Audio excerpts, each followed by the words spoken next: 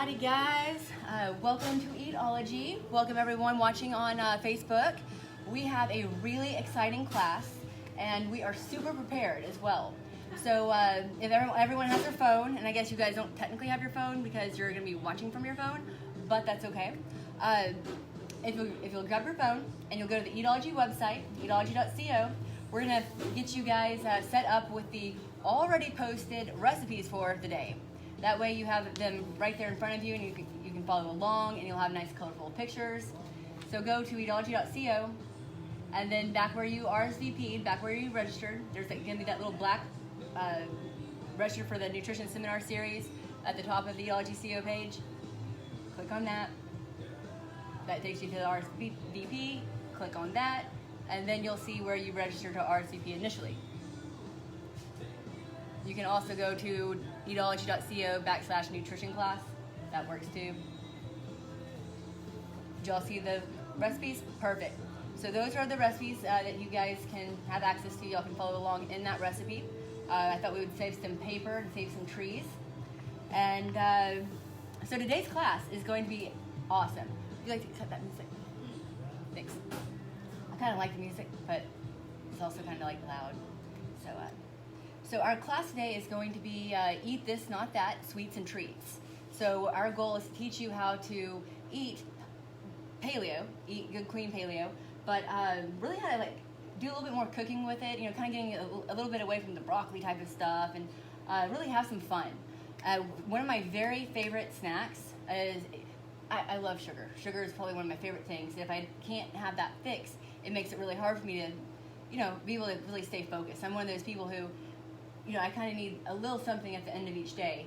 And the very first one that we're going to go over, it's basically dehydrated banana chips with a Paleo chocolate sauce that also kind of pairs as a chocolate shell.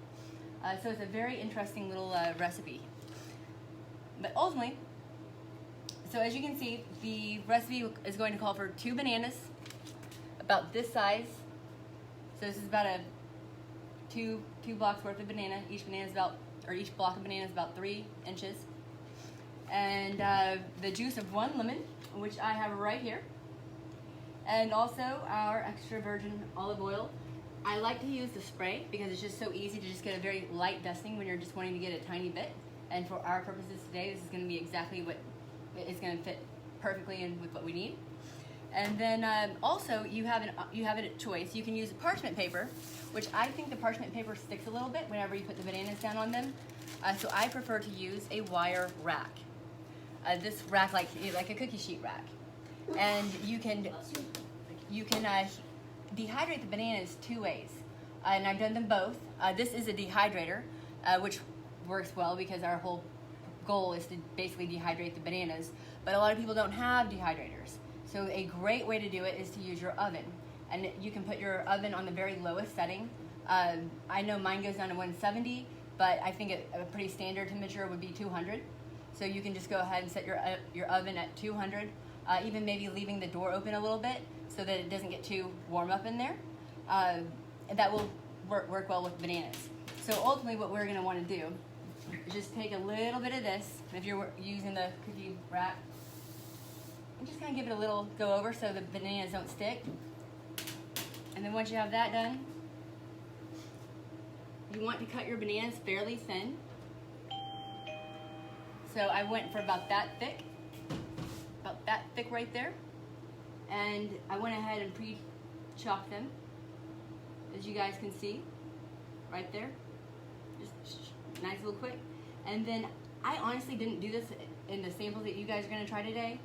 I've skipped this step, but it will help if you baste the bananas in a little bit of lemon juice so that they do not turn brown.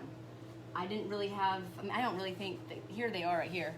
I honestly think that they look pretty gorgeous the way they are. And the lemon juice won't add any flavor to them regardless.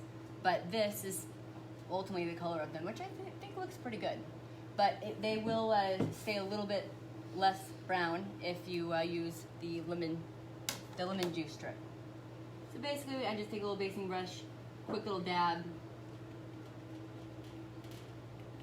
Just get a little on there. You have the coconut oil warm? Almost. Yep, that's all good. And then once we have that, we're just gonna flip them over. Actually, I'm gonna put this down. And then we're just gonna set them up here. I would recommend flipping them up on the other side so you can face the other side of them.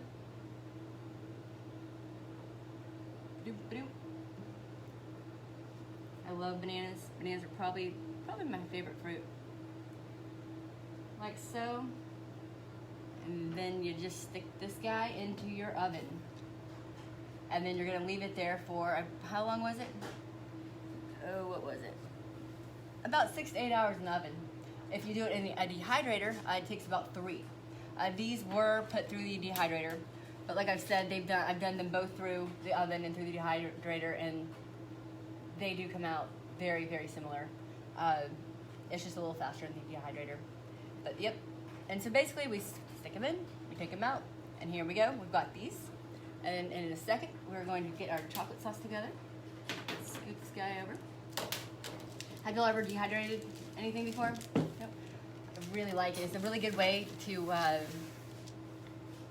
like save things that are about to go, like right before your bananas get too soft or too ripe. Dehydrate them, and then you get to enjoy those later on. Like grapes, I always buy a lot of fruit, and thank you. Mm-hmm. And often my fruit will go a little bit, too close to being overripe before I'm able to eat it all. And so I just dehydrate the rest of it. And now here is the meat part. So that's basically the dehydrated banana. And then our the neatest little trick. So I was trying to figure out how to make a clean, easy paleo type chocolate. And the dark chocolates, like this one right here, they're fairly expensive. And I wasn't really wanting to, whatever I was cooking, it wasn't really worth me going, making a trip out to the store. So I grabbed some cocoa. So there's just unsweetened cocoa. I believe it's about it's a 1/2 cup. And grab your coconut oil. This is also going to be about a 1/2 cup of warmed, melted coconut oil. And I had a spatula. Can you hand me that blue spatula right there? Mm-hmm. Thank you. Thank you, thank you, thank you. And we're just gonna stir this guy in. And the original recipe, I believe it, let's see. Here we go. Let's flip it over here. Can't really remember what I do from one recipe to another. Yep, so the original recipe called for maple syrup. I went ahead and chose to use agave this time around, as agave is a little bit lower glycemic. It's going to have fewer carbohydrates ultimately, and so therefore we basically get more bang for our buck when we use agave. So this is our agave that we have right here. It's 1/3 cup, and I'm going to get this stirred in.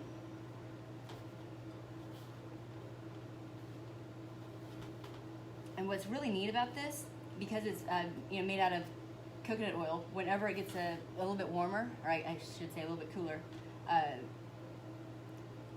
it'll turn into like that hard shell, like the magic shell that they have.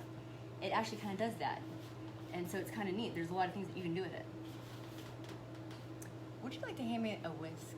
Oh, please. That would be great. Do we have one that's not like jumbo size?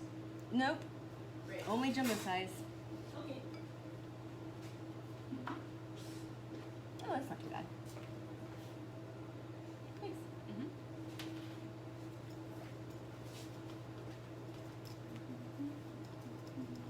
There we go. It really helps to have the right tools.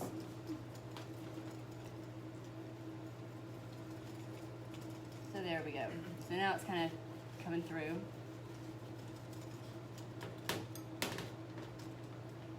We'll start adding a little bit of this.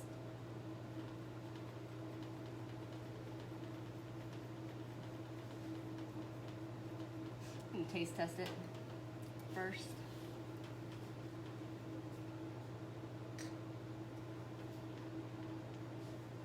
We don't want it too sweet.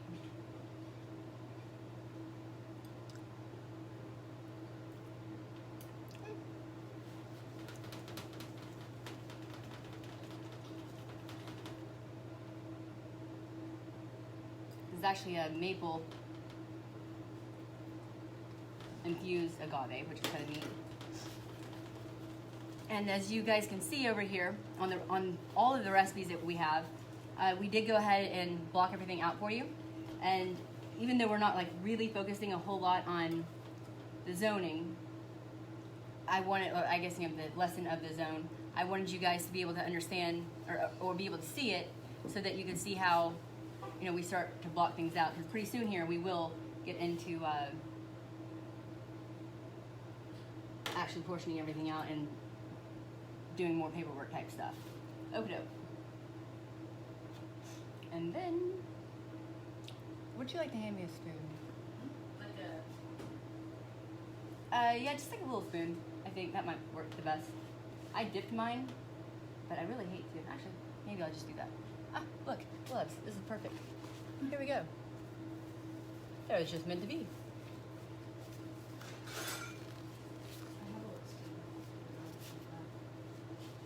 I think we're good.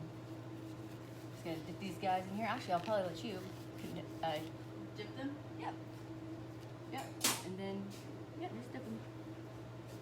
Just like that. The little dried guys. Yep. And so you just put a little bit on there, just like that. And then we're gonna stick them into the fridge for, typically about 30 minutes would be ideal, but we'll probably kind of fast forward it. I mean, it's already getting nice and warm here. Coconut oil hardens pretty quickly. It does. Yep. And about 1 teaspoon is going to be a block. So if you have, like if you had a banana and you had 1 teaspoon for each of the halves, then that would be a really good way to have your carb and your fat, and all you would need to do is add your protein. So you could have that, maybe a couple egg whites. So if you had maybe 4 egg whites scrambled for breakfast, you know, season them with some salt, pepper, garlic, and then had a little sweet side with the bananas and the chocolate and whatnot, that would be a really good breakfast. I like to eat this as an evening treat, so typically I will have this, I mean, I don't know, I eat turkey for everything just because it's easy, deli meat. But yeah, that's a really good little sweet treat here, and we'll let you guys jump into that here in just a little bit. Also, if you want to taste test it, make sure that it tastes sweet enough to you. That would be great, and if not, I've got a little bit more in here. Okay, now this is going to be, while we're waiting on that, we're going to take a look at one of my very favorite authors. Her name is Danielle Walker. Let me get situated here, actually.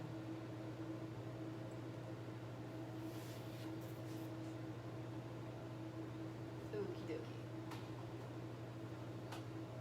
So Danielle Walker she does great paleo recipes. I would definitely recommend going and looking up her site. She's got a couple cookbooks out, very neat original recipes, and I think they're fairly easy to follow. I feel like a lot of times paleo people try to get real fancy, and they take all these like unnecessary steps to make a recipe, and it makes it really hard for people to be able to follow and, you know, cook for themselves. But I think Danielle does a really good job of making them, you know, usable and, you know, appetizing. So definitely take a look at her stuff. And she had a recipe. It was a dark chocolate cake brownie, and it was paleo. And so of course, you know, we're into paleo, but we also want to make sure that we portion everything out correctly. So zoning is a big thing for us. So what we've done is we made a few tweaks on her recipe in order to zone it. And as you can see, the original recipe is right here. And on the next sheet, we went ahead and blocked everything out. You know, when we're trying to block everything out, we will take all the protein and the carbs and the fat and all of the ingredients. Hello, come on in. And then we'll add them up as we did down here. And then if we are off, we'll tweak the recipe however we need to in order to balance out the protein and the carb and the fat, with our goal typically being, well, like in this case, this is definitely going to be considered it's very high in fat and it's very high in carb. our protein, like we're not trying to put protein into this recipe. We're going to eat protein in addition to it. Does that make sense? So we're making brownies. We're cool with that. So what we ended up doing, we just took away a tablespoon and a half of the honey, and we took out 3 egg yolks. And so we only used the whites. And 2 whole eggs, 3 egg whites. And as I say that, we'll stick this in my large, just like this.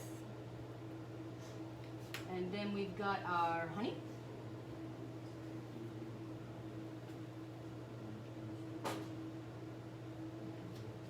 And so this is going to be, I think, is what, a half cup and 2.5 tablespoons of honey. Put that in here.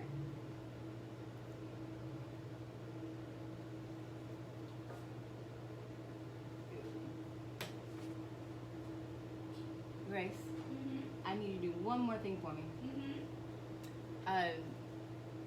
Can you stick this and heat this up? This one and this one, and you can put these in the red bowl. This one and this one, and put them in the red bowl. Yep. Yes. And then just stir like every. So we're gonna heat these up. You can heat them up on the stovetop, or you can heat them up in the microwave. Microwave, I think, is very easy. She's going to put them into a microwave safe bowl, and then she's going to stick it in there for about. I'd say I set the timer for 2 minutes when I made the actual batch that you guys are gonna be eating, and then stirred it probably every 20 seconds. It might have taken maybe 1 minute and 20 seconds. But make sure that you stir it, because if you don't and it burns, it's all over. You can't save burned chocolate. So make sure that you stir that guy very well. Actually, you know what? You don't need to do that because we already have it. Go for it. Just go for it. It's confusing. I have to actually make the whole thing for you guys. And then I also have to have like the stand-in recipe to show you guys. And it wouldn't seem tricky, but for some reason when you're actually doing it, it gets jumbled. Okay, and then we've got our applesauce here. And we have our coconut flour right here. I don't cook with a lot of coconut flour. At Eatology, I don't think we have anything that has coconut flour in it. You know, typically it's gonna be a fat, so it has in place of flour, it doesn't have that carb impact on you, but it's still going to have quite a bit of fat. So it's kind of like, you know, win some, lose some. But like in some cases, like this recipe, it's ideal. And then we have our cocoa. And momentarily we'll have our chocolate. And this is our vanilla. Now I'll tell you, one of the very best things is making homemade extracts. So all this was some vodka, and I took some vanilla bean that I got on Amazon, I believe, maybe I even got it at Farm Patch, and stuck the vanilla beans, I sliced them down the middle, stuck them into the vodka. About 3-4 months later, total different ball game than what you buy at the store. It's really, really good. And it's so much cheaper as well. Super cheap. And there's all sorts of extracts you can make. We made banana extracts, we've done cherry, we've done basil, and pretty much if you can extract it, we've done it. So a great way to kind of save some money in the kitchen. And then let's see here. And then this is. Are you just picking them up? Yeah, I already did it online. Okay, I'll be with you in just a second. And then this is the a little bit of salt and our baking powder. Boom.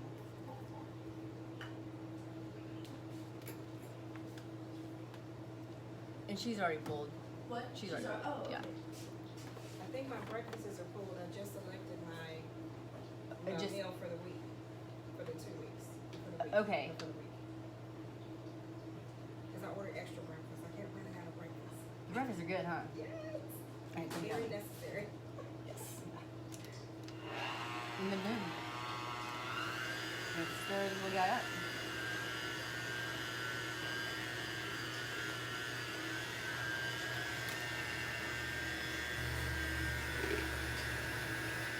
Cooking and talking is totally different.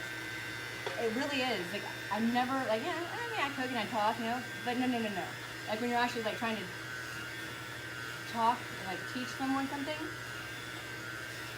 and then pay attention to what you're doing, it's been interesting.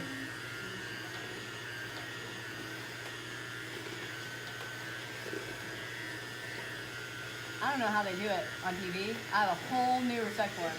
I was watching Alton Brown this morning. Alton Brown's probably one of my very favorites. I love Alton Brown. But yeah, I have no idea how to do that. Crazy. And like, yeah, they're chopping here. Obviously, I don't have any knives here for a reason, but they don't have any problem with it. It's crazy. I would be fingerless.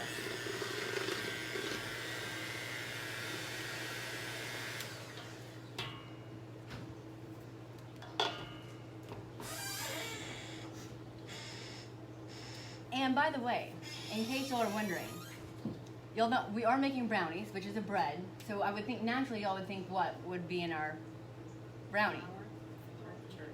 Naturally, you would think that turkey would be, but it's not true. We're actually not going to feed you any turkey today. Isn't that exciting? Very exciting. Very exciting.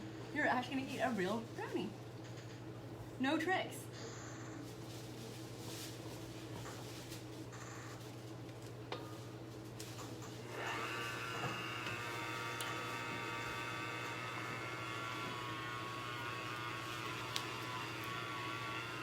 All right. Now mine's our chocolate. We're about ready for it. So basically, we have.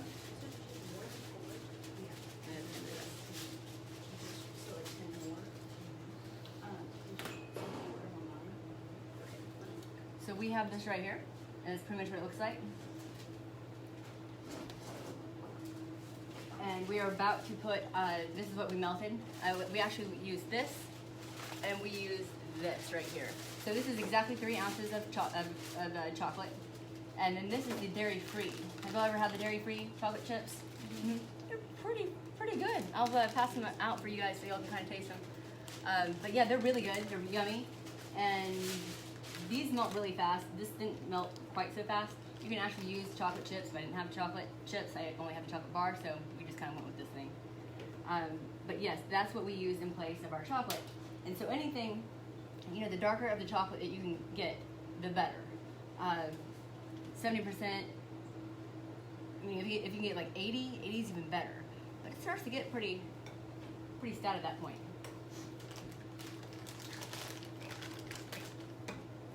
I'll let you guys pass these around.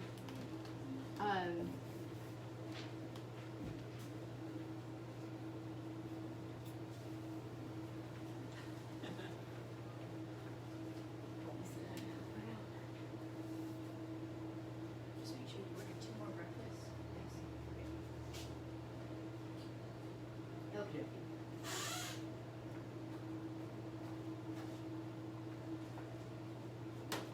All right, so here, we're just gonna kind of like fast forward that whole little chocolate thing, and if y'all want to stick around, I'll show you how I just basically stirred it in there, but nothing real fancy. And then you stick them in the oven, in a pan, and then these pop out. It's not quite that simple, but it's just about that simple. And so these are the brownies that we have. And as you can see right here, we actually give you instructions on how to actually zone these out. And so the pan will yield 15 2-block brownies. This is, let me count exactly how many we have for you. So we'll see exactly.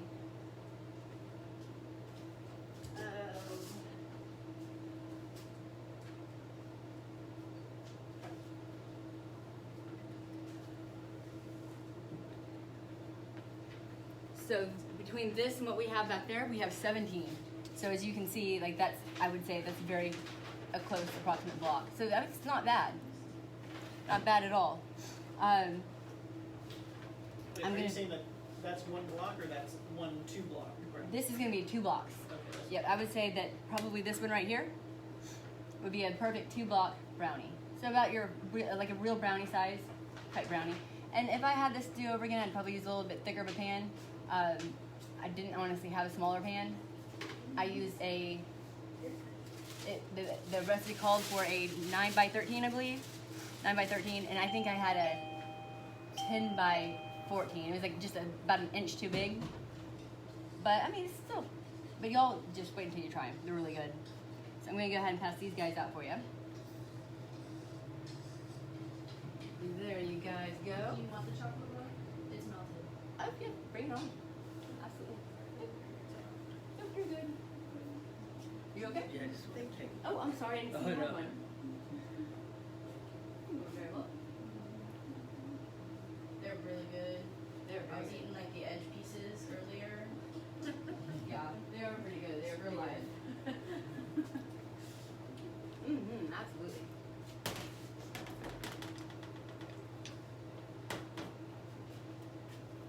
Good. Yep.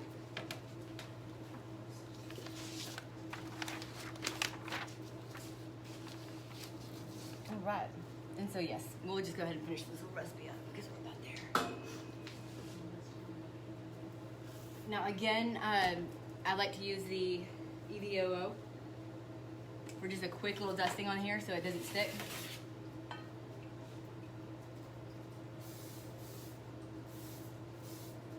So you just want a tiny bit. It's not going to take a whole lot.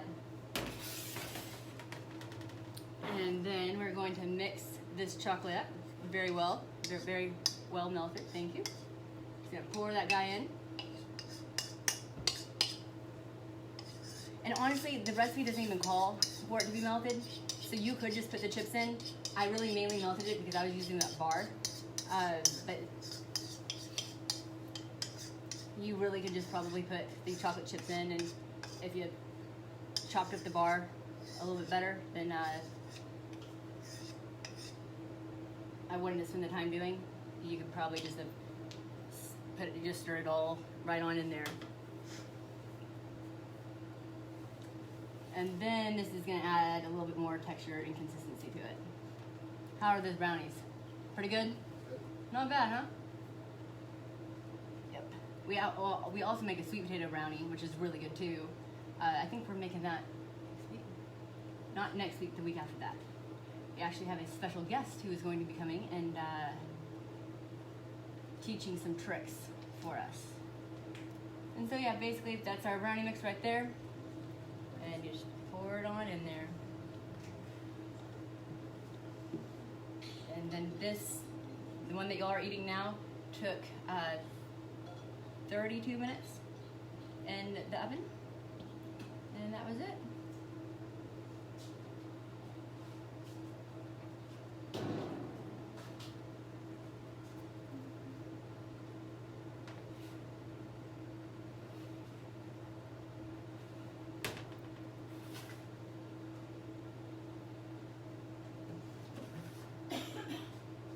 Just like that.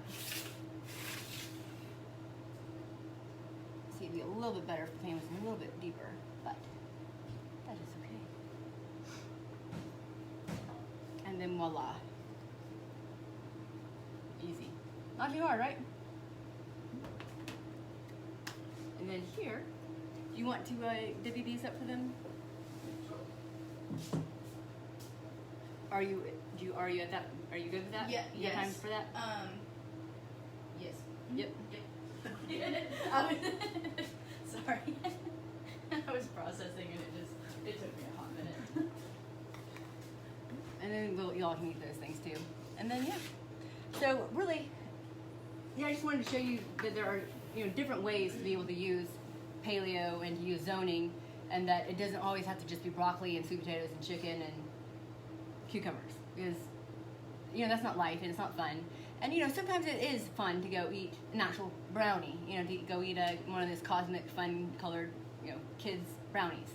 But for, I don't want to say everyday purposes, but for the more routine type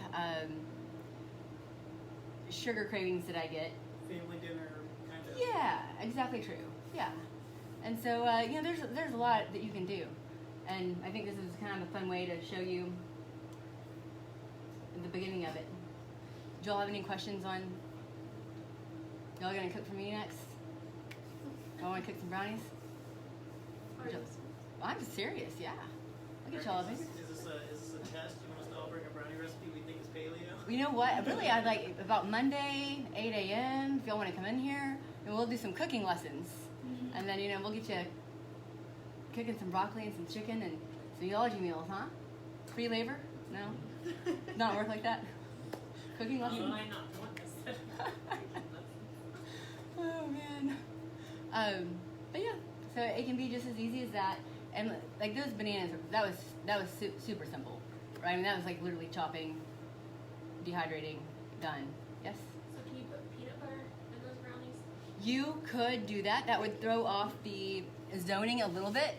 And actually, there's a sauce I really like a lot. I almost incorporated the sauce with this today, but then I thought I would hold off and maybe do that one next week. But it's also a nut-based sauce, and so it would be the equivalent of adding like a peanut butter.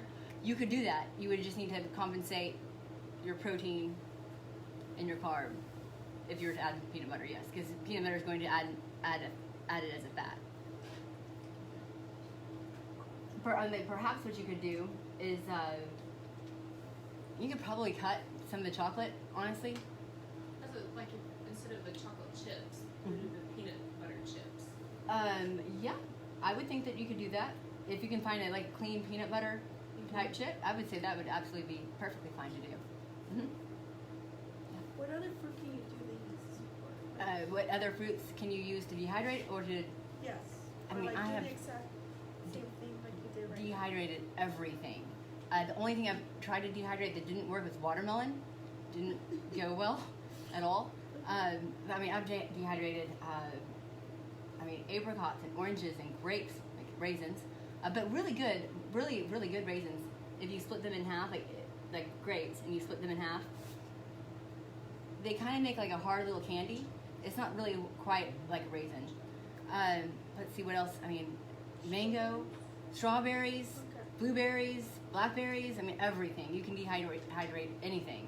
I've actually dehydrated herbs too. Basil is a really nice one to dehydrate because when you dehydrate that, it's still very flavorful. But I actually like to dehydrate my basil, and then I'll get like a little bowl of strawberries and a little bit of balsamic vinegar, like preferably like reduce the balsamic vinegar, and then put the basil on top, and it's kind of like a little crunchy. It's really good. I highly recommend that one. It's really yum. So yeah, you can dehydrate like truly everything. And I have a really nice sheet that has all the dehydration times for things, for the oven or for the dehydrator. I mean, and this wasn't even that much. This is like maybe less than 150. It might have been less than 100. So, and it dehydrates quite a bit. I mean, I think I filled it up a couple times, but I mean, it really dehydrates quite a bit of fruit. So we dehydrate all of our fruit here whenever like apples. We do apples a whole lot. The Cuckoo for Cocoa fruitcake has those dehydrated apples. We actually dehydrate those ourselves here. So, yeah, dehydrated fruit's great, and it's so easy to take dehydrated fruit with you on the go, like as an emergency pack or whatnot, because it's not going to spoil. It lasts. I don't want to say indefinitely, but for a very long time. And I like the banana chips that we had today. They're not real hard. Like I don't really like the hard ones. I like them kind of chewy. If you dehydrate them longer and make them thicker, you'll get more of that classic banana chip. Yeah, that crispy type thing. But I like mine kind of chewy. So I tend to go a little bit less long dehydrating and a little bit thinner. Yep. Any other questions? Pretty good? Y'all cooking pros? Awesome, guys. Thank you very much for joining us. I'm going to sign you guys off. If y'all have any questions, feel free to post them. Also, don't forget to go and grab the recipe. The recipes are on Eatology, eatology.co/nutrition class. And we'll check you later. Stretch it. Actually, I don't know how to turn it off. You want to come turn it off for me? Yes, I can. I can't see it, and I don't want to be quite that close to everyone. Kind of like weird. So I'm just like, oh.